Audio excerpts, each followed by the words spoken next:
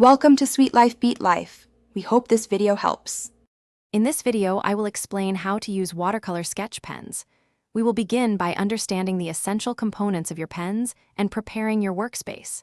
It's crucial to have the right paper, such as cold-press watercolor paper, which typically weighs around 140 pounds.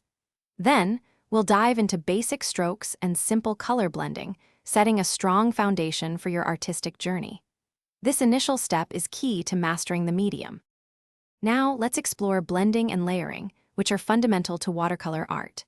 For smooth transitions, apply a light wash of color, then introduce another color while the first is still wet. To build depth, allow each layer to dry completely before adding the next. You can also control the intensity of your colors by using more or less water. A small amount of water creates vibrant hues, while more water yields softer, translucent effects. Experiment to find your preferred style. Next, we'll delve into creating captivating special effects. Try sprinkling a pinch of salt onto wet paint for unique textures as it dries.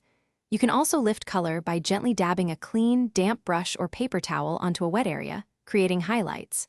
Remember, your pens often have both fine and broad tips, allowing for diverse line weights.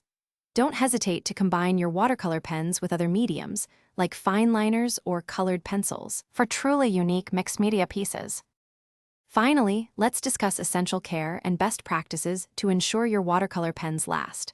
Always clean the brush tips thoroughly after each use by wiping them on a damp cloth until the water runs clear. Store your pens horizontally to prevent the ink from settling unevenly or drying out.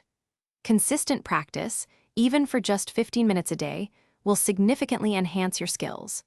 Remember, art is a journey of continuous learning and enjoyment, so keep experimenting and creating. Thanks for watching. Consider subscribing if we helped you.